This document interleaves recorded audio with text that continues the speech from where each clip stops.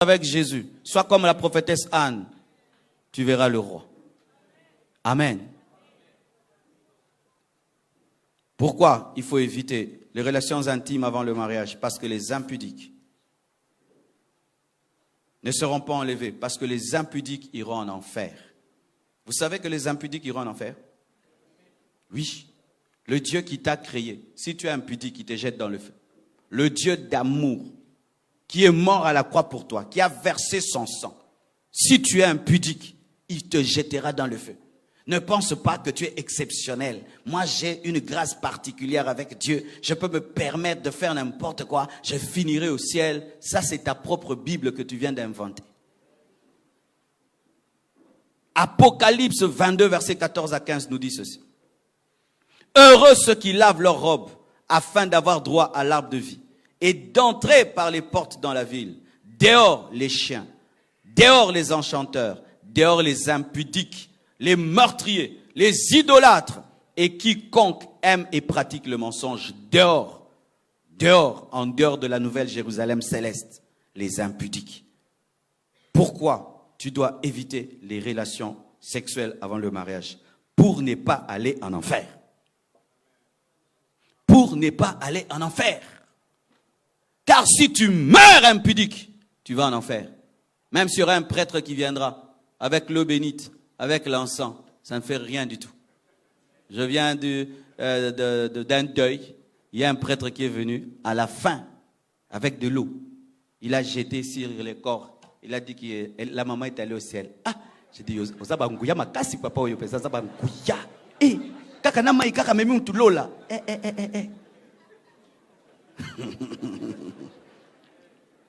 C'est ton style de vie, ta foi en Christ et ta marche avec Christ qui t'amène au ciel. Ce n'est pas ce qu'on fait avant de t'enterrer qui t'amène au ciel. Si tu meurs impudique, qui que tu sois, tu vas en enfer. Impudique avec ta fiancée, tu vas en enfer. Merkoba langa kaka, tu vas en enfer. Tout ça, l'entraînement, tu vas en enfer. Mais oui, beaucoup des fiancés pêchent. Pourquoi ils se disent, on finira par se marier? Alors, comment on finira par se marier? On s'entraîne. Ma soeur, tu es une 4x4 qu'on essaye avant de démarrer. On s'entraîne par le péché à vivre le mariage. Est-ce que tu as besoin de t'entraîner? Faites très attention, mes frères. La mort peut surgir de n'importe où. Même le jour de votre mariage, tu es en train d'aller vers et tu meurs. Les impudiques iront en enfer. Tu es là impudique, tu meurs, tu vas en enfer. Dans le feu éternel. Alors que Christ est mort pour toi. Alors qu'il a versé son sang. Mais ton impudicité te prive cette grâce. Faites très attention. Alors, frères et sœurs, terminons avec cette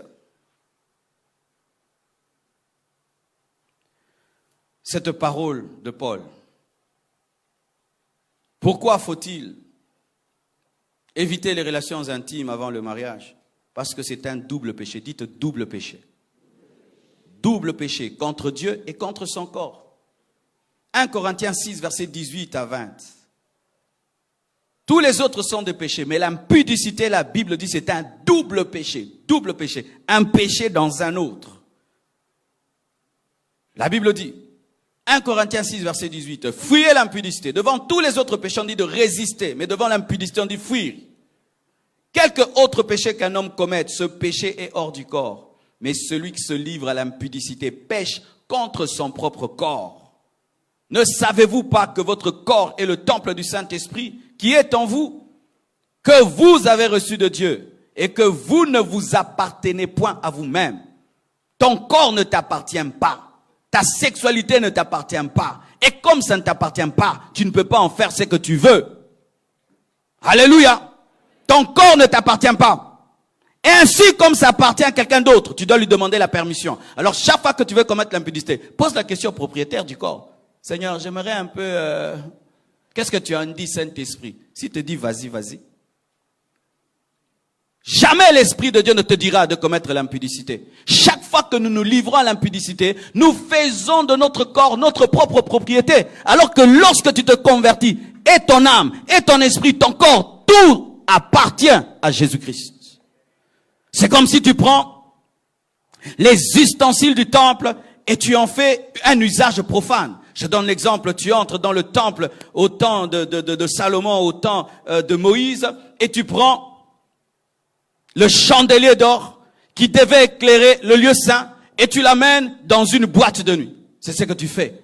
Quand tu prends ton corps, qui est le temple du Saint-Esprit, et tu le livres à la prostituée, à l'impudicité, c'est une abomination, c'est une profanation. C'est comme si on prenait ce micro de l'église, on le donne à un musicien du monde, il commence à chanter avec. C'est comme si un jour vous venez ici au temple, et vous voyez là, il y a un concert païen dans le temple. C'est ça l'impudicité.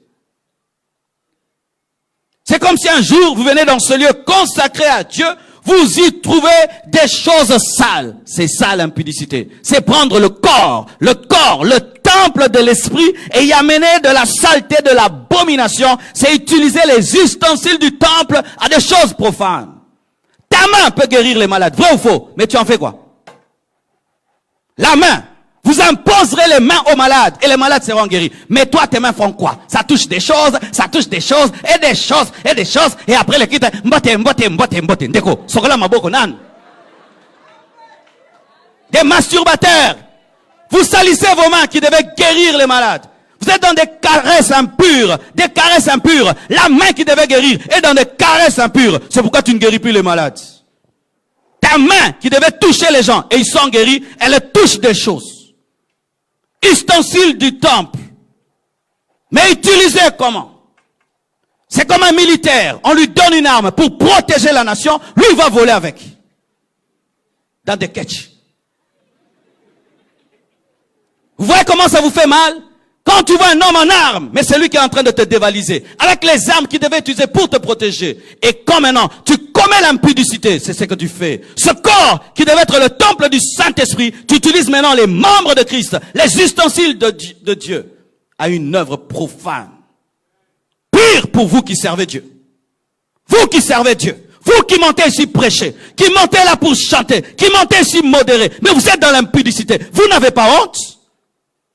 Vous n'avez pas honte. Vous servez Dieu et vous êtes impudique.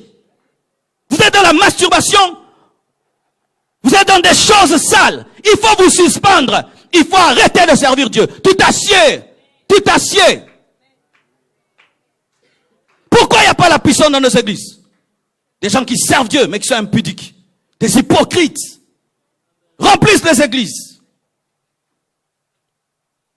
Et d'ailleurs mes frères, lorsque ce sera le temps de questions, ne me posez pas des questions qui vont me distraire. Posez des questions que sur ce que je veux dire. Car nous sommes habitués, lorsqu'il y a de telles choses, des gens qui posent des questions sur des choses qui n'ont rien à voir avec ce qu'on a dit. Pourquoi? Toujours pour détendre l'atmosphère. Des fois, il ne faut pas détendre l'atmosphère. Pour que les gens prennent des décisions. Sinon, vous allez vous habituer à la parole de Dieu, et la parole de Dieu va vous juger au dernier jour.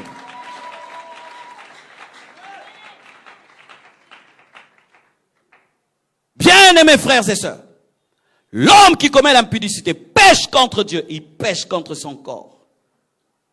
Car quand tu te convertis, ton corps devient spécial, ça devient un temple du Saint-Esprit. Le Saint-Esprit est Dieu. L'univers ne peut contenir Dieu, mais lorsqu'un homme croit, il peut contenir Dieu dans son corps. Quel privilège, quel mystère. J'aimerais terminer d'ailleurs. Regardez. Quelqu'un va dans l'occultisme. Il fait un pacte avec un démon. Dès que le démon entre en lui, on lui donne des principes. Tu ne vas plus manger ça, tu ne vas plus boire ça. À telle heure, tu dois faire ça. Tu vois, la présence de l'esprit en lui le change. Et il commence à ressembler au démon qui est en lui.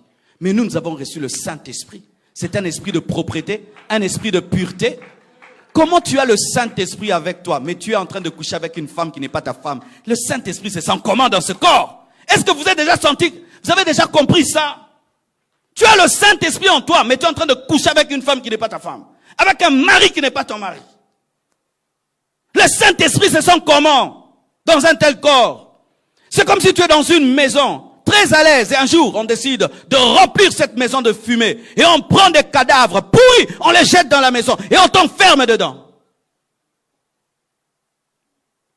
C'est pourquoi le Saint-Esprit est triste dans la vie de beaucoup de chrétiens. Chaque samedi, tu l'amènes en boîte. Chaque samedi, tu couches avec une femme.